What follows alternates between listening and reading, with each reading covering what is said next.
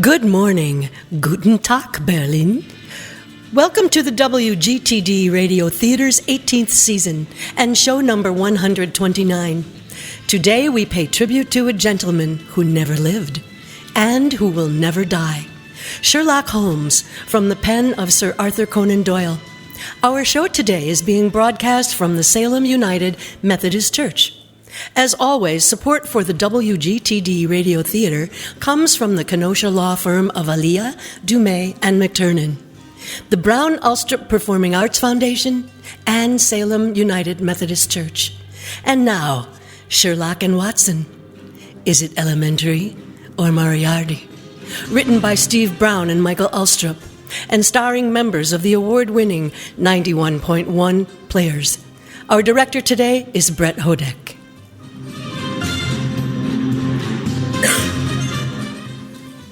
Hello, my name is John Amish Watson. I am a medical doctor. It was in the year 1880 that Sherlock Holmes and I were introduced by a mutual acquaintance. At the time, we were both looking for a lodging that would suit our moderate means. This we found on the second floor of a house at 221B Baker Street. Mrs. Hudson was the owner and landlady. By the way, Mrs. Hudson is away visiting her brother in Milton Keynes. Well, anyway, it was during the years that we occupied and worked on cases in these chambers together that Holmes established his unique international reputation as a consulting detective.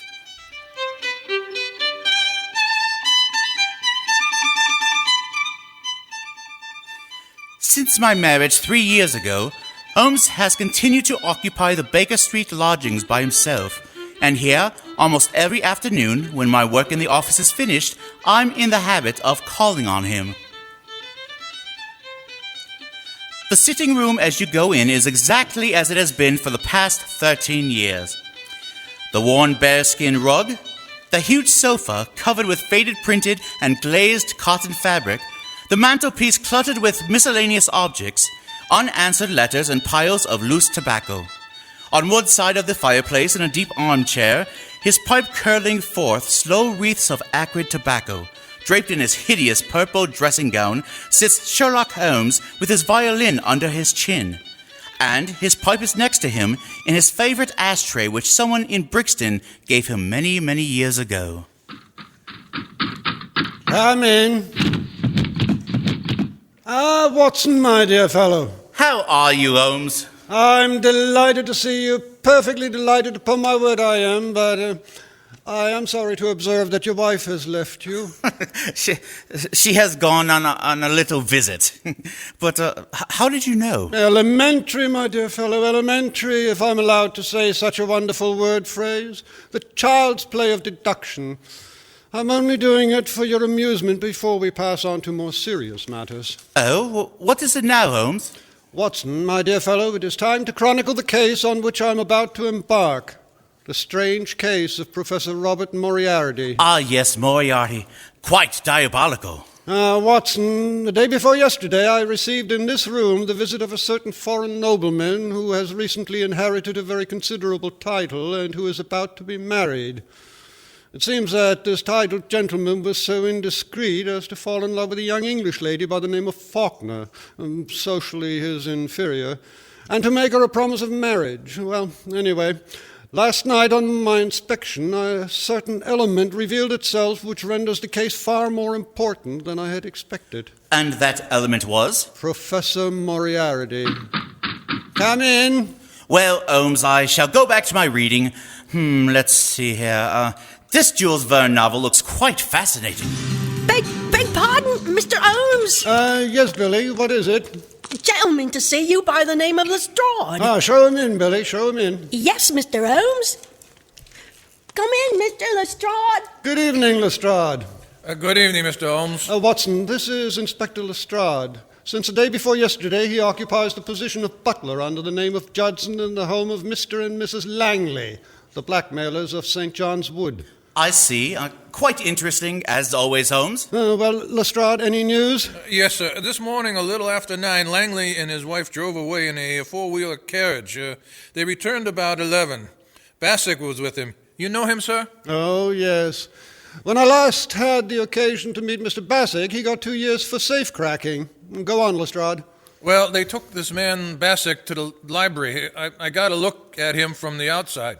And there he was opening up the safe where they've been keeping the letters. Go on. In the end, when they got to the safe open, it was empty. Quite interesting, but certainly not surprising to me.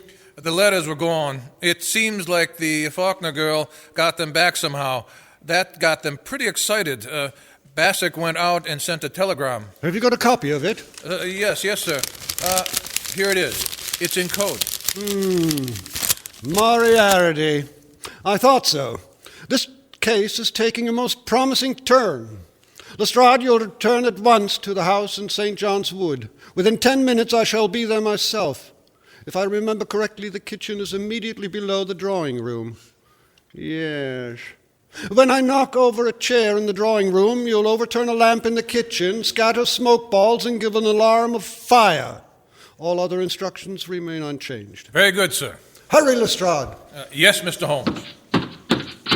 Well, my dear Watson, it begins to look like a most interesting evening.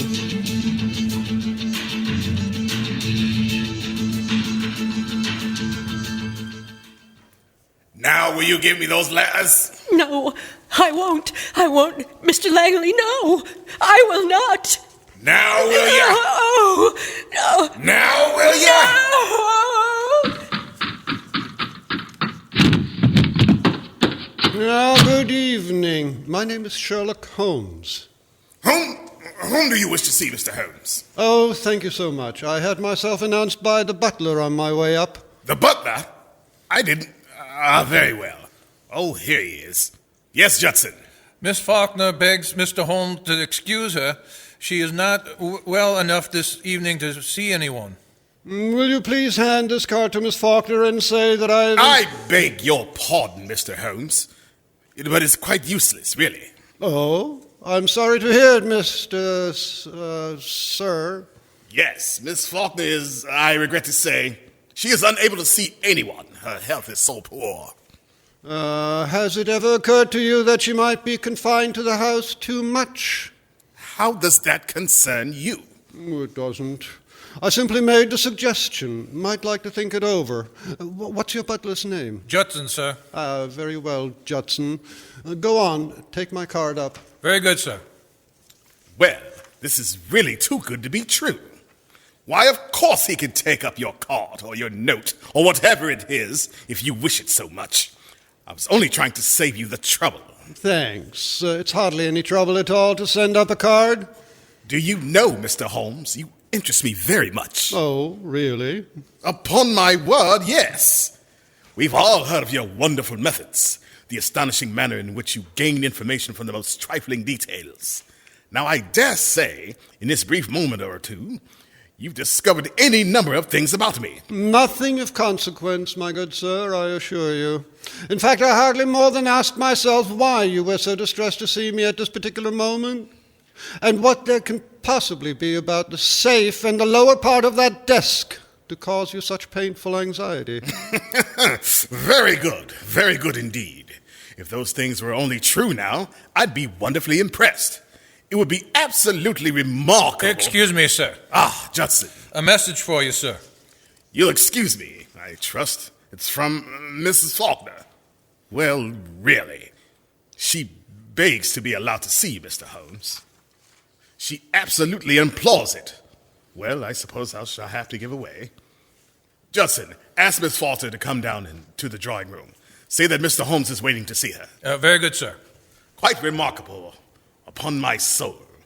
May I ask, if it is not an impertinent question, what message you sent up that could have aroused Miss Faulkner's desire to come down? Merely that if she wasn't down here in 5 minutes, I'd go up. Oh, that was it. Yes, quite so. And unless I am greatly mistaken, I hear the young lady on the stairs now, in which case she has 1.5 minutes to spare. Alice, that is Miss Faulkner, let me introduce Mr. Sherlock Holmes. Mr. Holmes? Miss Faulkner.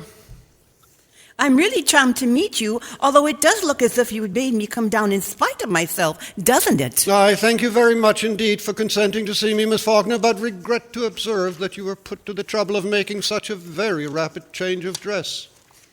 Oh, yes, I did a trifle, I confess. Mr. Holmes is quite living up to his reputation, isn't he, Freddie? Come in. Yes, ma'am. What are you doing here, Judson? I beg pardon, ma'am. I was answering the bell. What bell? The drawing room bell, sir.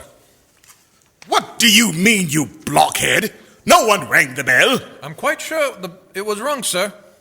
Well, I tell you, it did not ring. Your butler is right. The bell did ring. How do you know? I rang it. What do you want? I want to send my card to the real Miss Faulkner. The real? I said the real Miss Faulkner. Judson? Yes, sir? Holmes, what right do you have to ring for servants and give orders in my house? What right have you to prevent my cards from reaching their destination?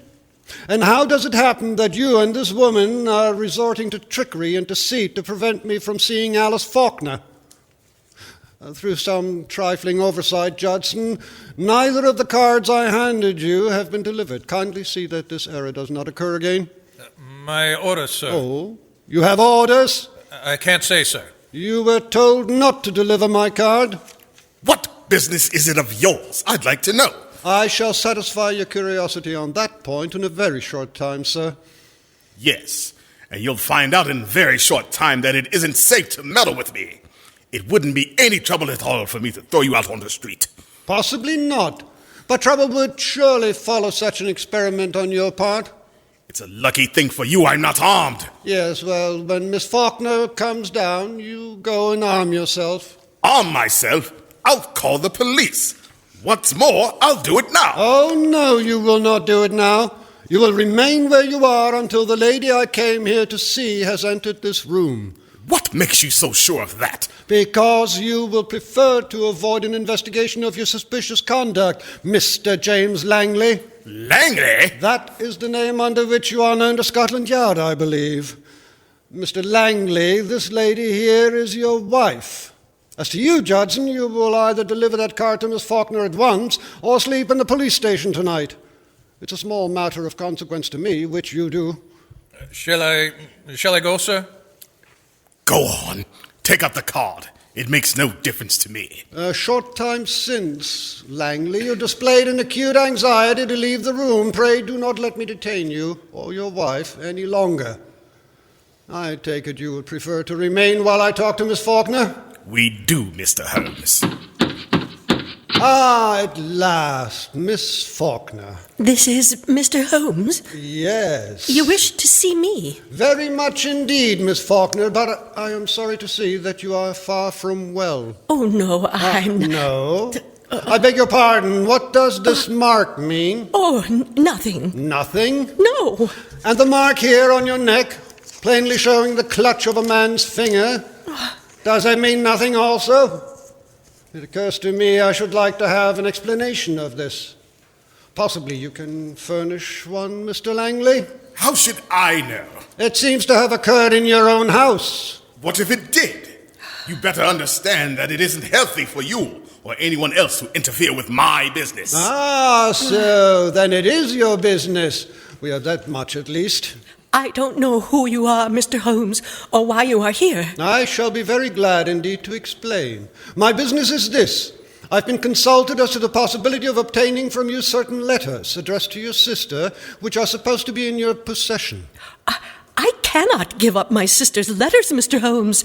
There are other things besides revenge. There is punishment. Believe me, Miss Faulkner, There's nothing more to say. Good night, Mr. Holmes. But, my dear Miss Faulkner... Oh, I'm so sorry. How clumsy of me to turn over this chair.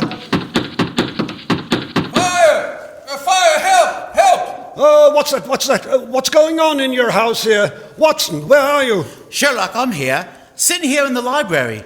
I've been reading some Jules Verne novels. You didn't seem to need me during the last 10 or 12 minutes. No, that's rubbish, Watson. I always need your expert guidance. So what can I do for the famous Sherlock Holmes? Try to find Inspector Lestrade? Or find the lady here at the house to get you another cup of Earl Grey tea. Oh, some tea would be nice. But I will wait on that. I'm afraid Mr. Langley is about to show how perturbed he is and how scared he actually is.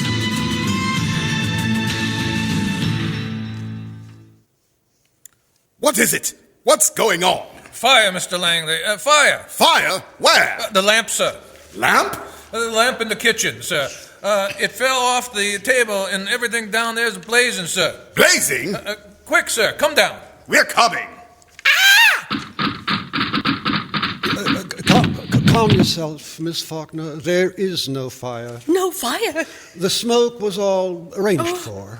Thank goodness for Watson. Always ready to jump into the fray when he's not reading Jules Verne. Arranged for? What does he mean, Mr. Holmes? It means this, Miss Faulkner. It means that I wanted a package of letters.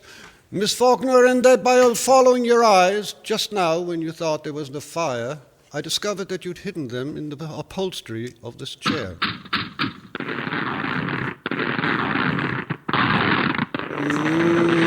Quite elementary, as you see. And now that they are in my possession, there seems to be no reason for me to remain any longer in this house. Good night, Miss Faulkner. Miss Faulkner? Yes. I can't take them, Miss Faulkner. These letters belong to you. I find that I cannot keep them unless you can possibly change your mind and let me have them of your own free will. I hardly supposed you could. I will therefore return them to you.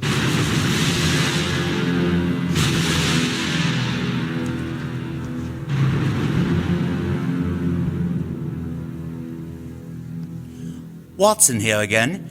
Ladies and gentlemen, this is where I must step up and provide all of you with some very important information about the most evil Professor James Moriarty. Oh, must you do so, Watson? I already know all about this devious person. Yes, Sherlock, I know you do, but not everyone listening to me at this very moment. Very well. But please be brief, if that's possible with you, my dear friend. Our time is fleeting here with our friends listening to you. Now, where did I put my pipe? Oh, Sherlock. As I was about to say, James Moriarty's career has been an extraordinary one. He is a man of good birth and excellent education, endowed by nature with a phenomenal mathematical faculty. At the age of 21, he wrote a treatise upon the binomial theorem. On the strength of it, he won the mathematical chair at one of our smaller universities, and had, to all appearances, a most brilliant career before him. But the man had hereditary tendencies of the most diabolical kind.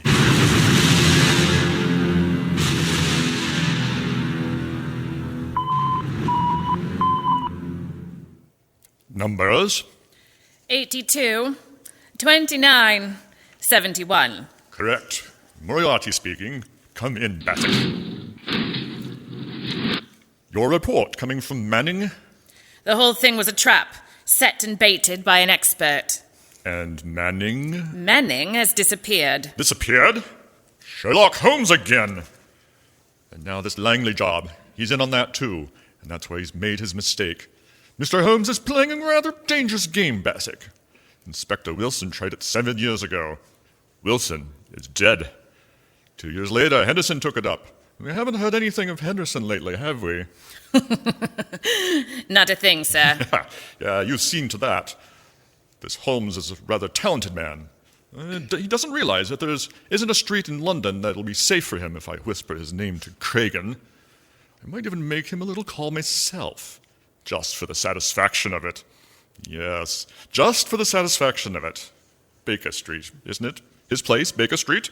Yes, Baker Street, sir. We could make it safe. We could make it absolutely safe for 3 streets in every direction. Yes, sir, but... We could. We've done it over and over again elsewhere. Police decoyed, men in every doorway. Do this tonight, in Baker Street, at 9 o'clock. Call his attendants out on some pretext or another and keep them out. You understand? I'll see this Sherlock Holmes myself. I'll give him a chance for his life. But Batic? Yes, sir. Notify the team I may require the gas chamber at Stepney tomorrow night. And have Cragen there at 10:15 with his crew. Yes, sir.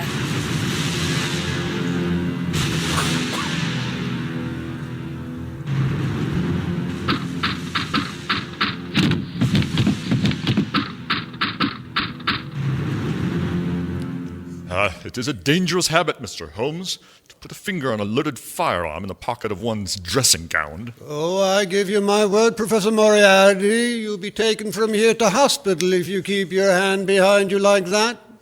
Ah, that's better. In that case, please put your revolver on the table. Evidently, you don't know me. I think it's quite evident that I do. Pray have a chair, Professor. I can spare you 5 minutes, that is, if you have anything to say. Careful. What were you about to do, Professor Moriarty? Merely, I'm going to look at my timepiece, Holmes. Just my watch. I'll tell you when your 5 minutes are up. Is it your intention to pursue this case against me? That is my intention, to the very end. I regret this, not so much for my own account, but on yours. Why, share your regret, Professor, but solely because of the rather uncomfortable position it will cause you to occupy. May I inquire as to what position you are pleased to allude to, Mr. Holmes? I refer to the position you will occupy at the end of a rope, Professor Moriarty. And have you the faintest idea that you'd be permitted to live to see that day? As to that, I do not particularly care, as long as I bring you to see it. You'll never bring me to see it. Do you think that I would be here if I hadn't made the streets quite safe in every respect? Oh, I could never so grossly overestimate your courage as that, Professor Moriarty. Do you imagine that your friend the doctor or your young servant boy would soon return? What? So that leaves us quite alone, doesn't it? Yes, quite alone. So that we can talk the matter out quietly, Mr. Holmes, and not be disturbed. In the first place, I wish to call your attention to a few memoranda which I've jotted down and which you will find... here they are. Look out! Don't do that. Get your hands down quickly. A little farther away from that memorandum book you're talking about. I was merely about to take out a small notebook. Well, merely don't do it. I don't want it. Got one of my own. If you want it, we'll have someone get it for you. I always like to save my guests unnecessary trouble.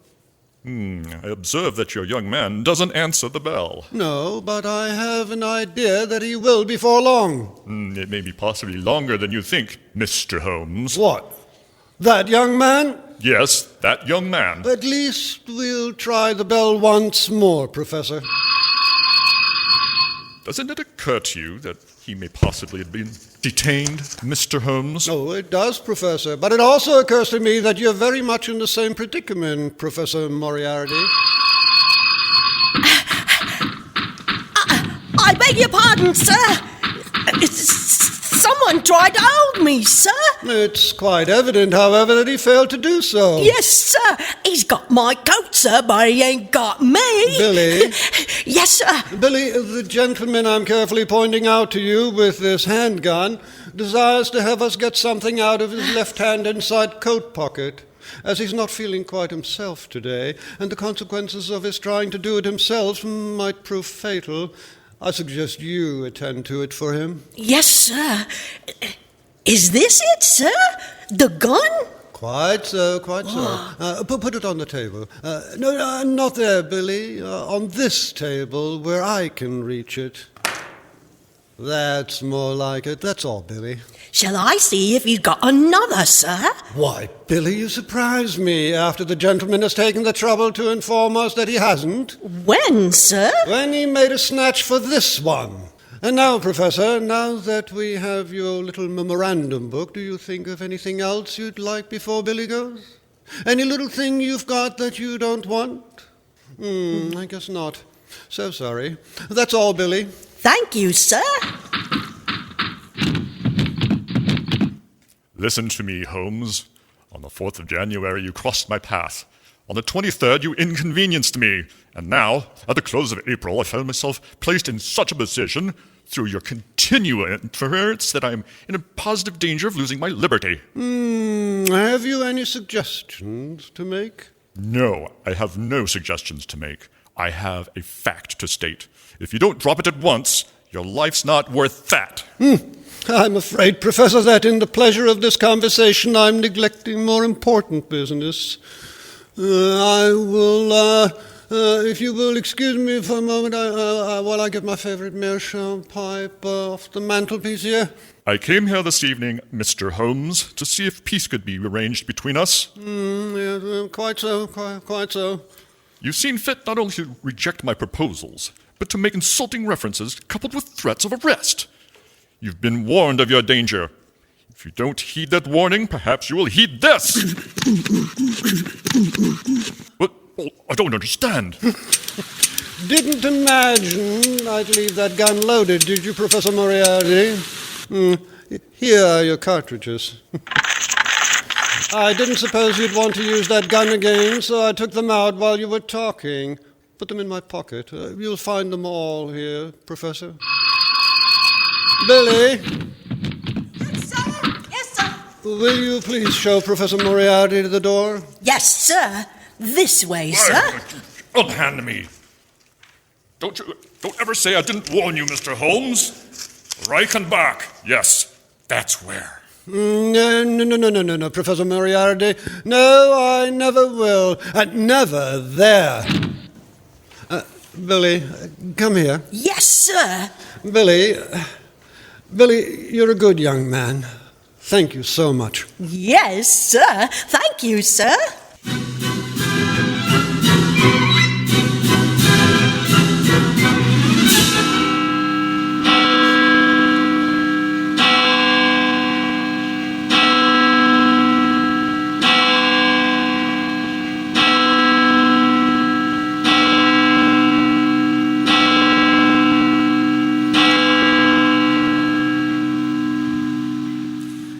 It was exactly 9 o'clock when Sherlock Holmes left the house in Baker Street. He had given the strictest instructions that no one was to follow him. If there had been no word from him by noon of the following day, we must notify Scotland Yard. I went to the window and looked after him as he went down Baker Street. A tall, thin figure in a grey wool herringbone ulster coat, walking with long, very long, but smooth steps in the direction of Langham Place. There he entered a cab.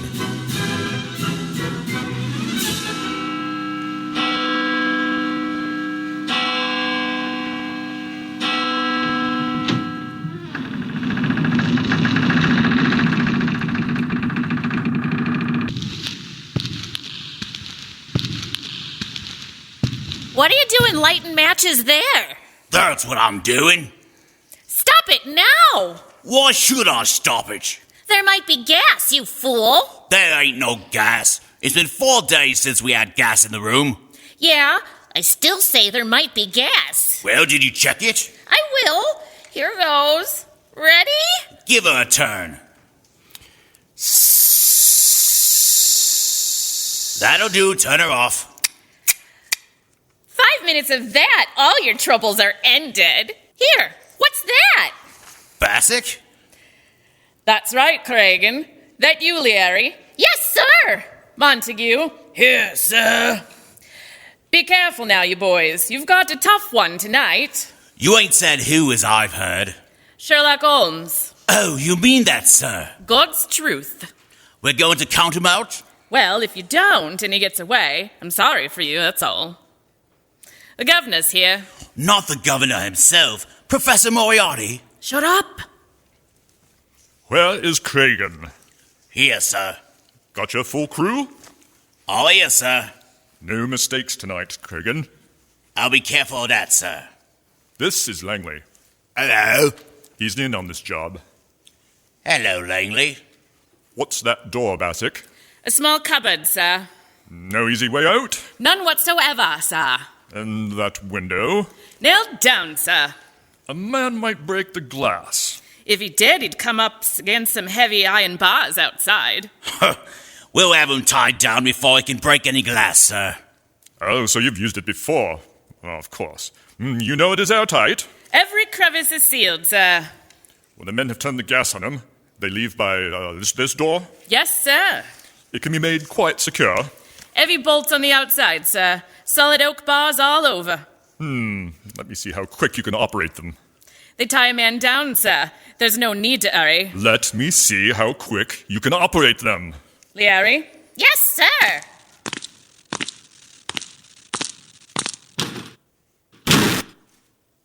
Ah, good. Open it up. Now, Cragen, and the rest of you, one thing to remember, whatever happens, no shooting tonight. Not a single shot. It can be heard from the alley below. The first thing is to get his revolver away before he has a chance to use it. Two of you attract his attention from the front, and the other come up from behind and snatch it out of his pocket. Then you have him. Arrange that, Cragen. I will attend to it, sir. Mr. Langley, do you understand? They wait for you. I understand, sir. I give you this opportunity to sell him the packet of letters you've forged and get what you can for your trouble. A few £100 doesn't interest me, Mr. Langley. I am after Sherlock Holmes. I understand, sir. When you've finished and got your money, you whistle. And these gentlemen come in. Let's hear it. You hear that, Cragen? And Cragen, at the proper moment, present my compliments to Mr. Sherlock Holmes and say that I wished him a pleasant journey to the other side. Come on, Bassick. Good night, gentlemen. Good night, Langley. Good night, sir. All right, boys. Clear? When you hear the whistle, in you come. Right you are, sir.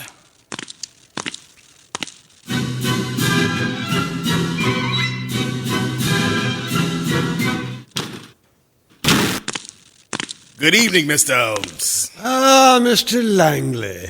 Now, really, I certainly thought after all this driving about in a closed cab you'd show me something new.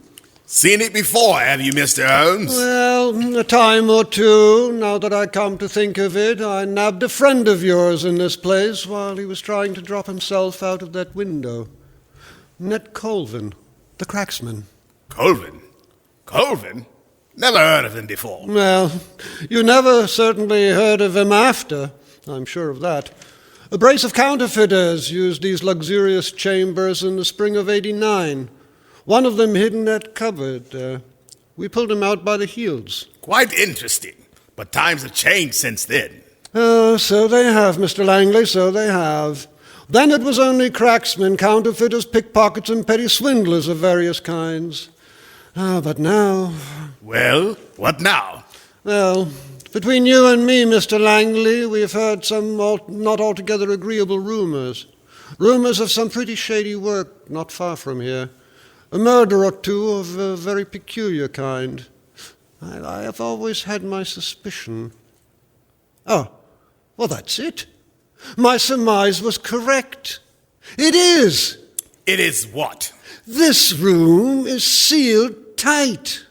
What does that signify to us? Nothing to us, Mr. Langley, nothing to us. But it might signify a good deal to some poor devil who's been caught and gassed in this trap. Well, if it's nothing to us, suppose we leave it alone and get to business. My time is limited. Of course, I should have realized that these reflections could not possibly appeal to you.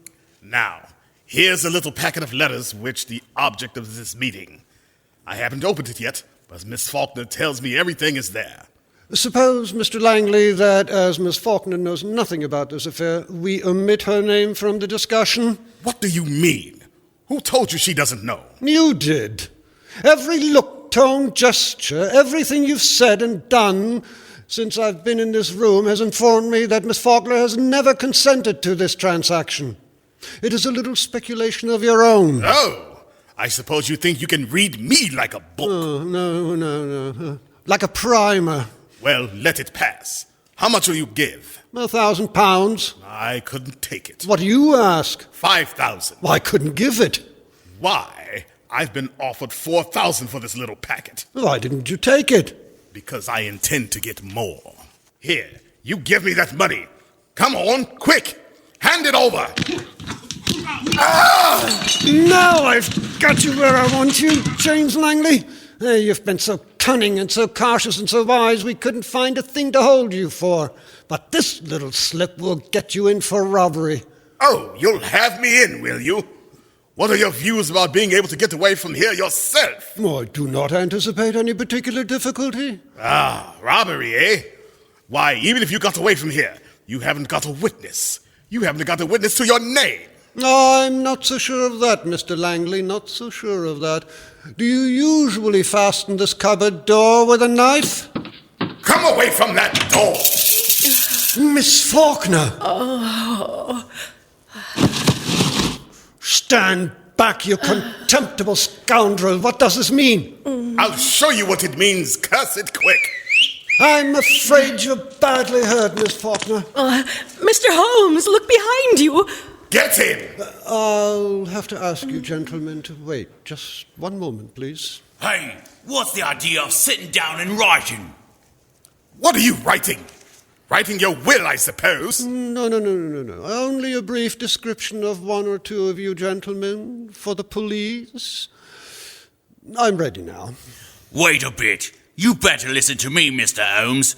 We're gonna tie you down nice and tight to the top of that table. Why, you surprise me, gentlemen, thinking you're so sure of anybody in this room, and 3 bars gone out of that window. Bars or no bars, you're going to get out of here as easy as you can expect.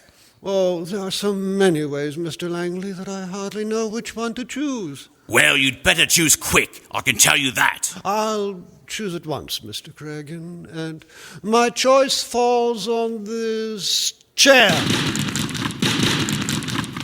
My God, the lights! Stop! He's getting away in the dark! Look out! Cregan, look at his cigar. Trace him by the cigar. Watch a cigar! Look out. He's going for the window. There, he's up on the ledge. He's climbed up. Look at his cigar. Get him, quick, after him. There he goes. He's up by the window. No, gentlemen, no, not by the window. I'm leaving by the door. Oh, by the way, I left my cigar for you on the windowsill. Good evening, gentlemen. Come along, Miss Faulkner.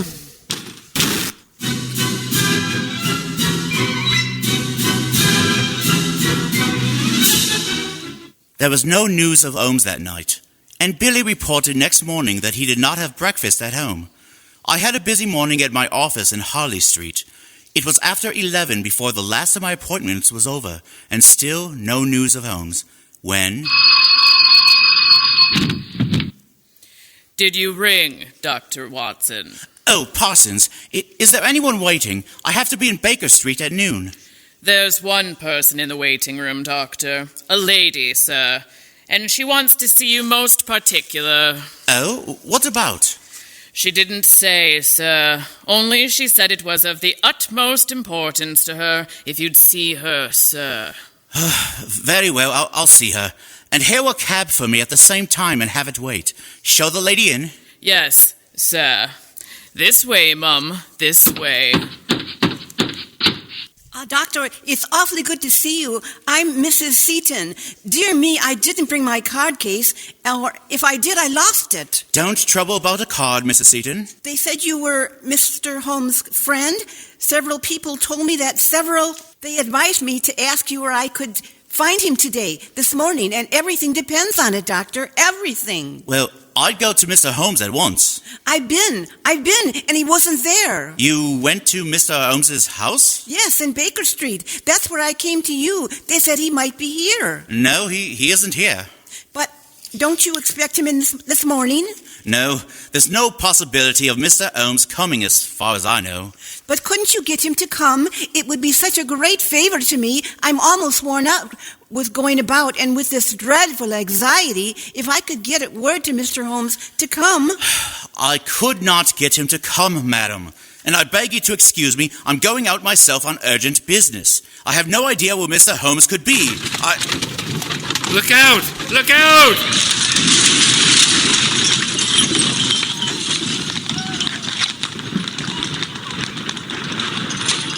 What's that, Parsons? It sounded like an accident, sir. Probably nothing more than a broken-down hansom. See what it is, Parsons? If that's the bell, sir, somebody's hurt, sir, and they're wanting you. Well, don't allow anybody to come in. I have no more time. Very well, sir. But they're coming in, Doctor. All right. Help him in, Parsons. Help him in. Oh, Doctor, isn't it frightful? Can I be of some use? None whatever, madam. I am Dr. Watson. I can handle this. But, Doctor, I must see the poor fellow. Oh, me leg! Just relax, sir. I am here for you. I won't stand in this place if I ever get out of here alive. What are you staring at me for, lady? Parsons, tell that cab to wait for me. I must see if he's badly hurt. Yes, sir. Now, if you'll just sit quiet for one moment, I'll have a look at you. Well, stay still, will you? Well, how can I possibly... Remarkable weather we're having, eh, Doctor? Oh, what on earth? How about helping me remove some of this ridiculous disguise, Watson? Holmes, is that you? Oh, quite so, my dear fellow, quite so. Holmes? Watson, don't let it get out that window. Look out, the blind. Well, what do you want me to do? Well, nothing. I've already been doing it by Miss Langley here. Look out, Holmes. She can get out that way. I don't think so, Watson. Lestrade. I've got her, sir. Good work, Lestrade. Now, arrest this lady at once. Yes, sir. Very good, Lestrade. Wait for me outside. Yes, sir. Watson, my dear fellow, I regret to say that up to the present time, Professor Moriarty himself has not risen to the bait. Where do you think he is? In the open street, under some clever disguise, watching for a chance to get at me. And, was this woman sent in here to... Yes, quite so. A spy to let them know by some signal if she found me in the house. Now they know. Pull down that blind, Watson. I don't care to be shot at from the street. I imagine we shall hear from Professor Moriarty very soon now. Mr. Holmes! Mr. Holmes! What did I tell you? He's come, sir. From where? The house across the street. He was in there watching these windows. He must have seen something, for he's just come out. There was a cab waiting for him in his house, sir. And he's climbed up and changed places with the driver. Get out again quick, Billy, and keep your eye on him. Yes, sir, yes. Thank you, sir. Watson, can you let me have a rather heavy portmanteau for a few moments? Won't do it any harm. Parsons, my large suitcase over there in the corner. Bring it here, please. Yes, sir. Here you are, sir. Here's the suitcase. Thank you, Parsons. Be so good as to tell the driver to come in here and get a small overnight traveling case. When he comes, tell him that's the one over there. Very good, sir. My dear Watson, in times like these, you should tell your man never to take the first cab that comes on call, nor yet the second. The third may be safe. But, Holmes, I always... All right, I'm coming. Yes, cabby. Come in this way. This bag I want taken down to the street. Right you are, Governor. Right you are. Oh, all right. Goodbye, Watson. Goodbye, Watson, old fellow. Wait a minute, driver. It's pretty heavy, I'm afraid. Let me help you. Watson, I'll write to you from Budapest. Yes, but Holmes... Here, driver, just let me tighten up these straps a bit. There we are. That's right. I'll hold it, driver. You pull the strap. A few little things in this bag that I wouldn't like to lose. Right you are, sir. And it's just as well to make quite sure. Is it not, Professor Moriarty, by means of a simple pair of handcuffs? Blast you, Holmes. Do you imagine, Sherlock Holmes, that this is the end? I venture to dream that it might be. Are you quite sure the police will be able to hold me? Professor Moriarty, I'm quite sure of nothing. Take him away, Lestrade. Perhaps Holmes should never embark upon a journey to Reichenbach Falls. And so, my dear Watson, ends this strange case. Well, what about the letters? Oh, the letters. They were returned to their rightful owner over an hour ago. I suspected from the start that Miss Faulkner was really a nice girl at heart. Oh, dear. What is it, Holmes? I was just reflecting, my dear Watson, with Moriarty out of the way, at least for now. London, from the point of view of the criminal expert, is likely to become a singularly uninteresting city, once morning paper a veritable wilderness of boredom. Mr. Holmes! Mr. Holmes! Yes, Billy? It's a lady, sir. Been waiting for an hour. She says she's got to see you, sir. Case of murder, she says. Got her face all veiled. From which I deduce that she is a lady of over 41 and less than 45. of a strange dark beauty and considerable social eminence, and that she has lived for some years in the Near East, and that she is now wearing a large blood ruby on the second finger of her left hand. Holmes, how do you know these things? It's amazing! The child's play of deduction. Elementary, my dear Watson. Elementary.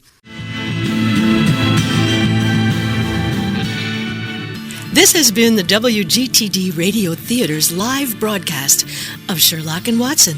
Is it elementary or Moriarty? Written by Steve Brown and Michael Ulstrup.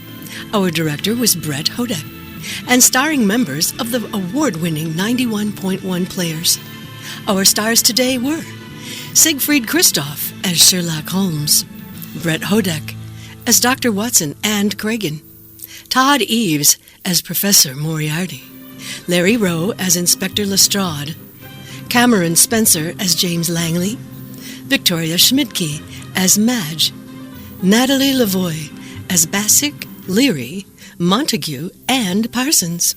And I'm Jill Jensen, who portrayed Billy Holmes, Alice Faulkner, and also as your show's announcer.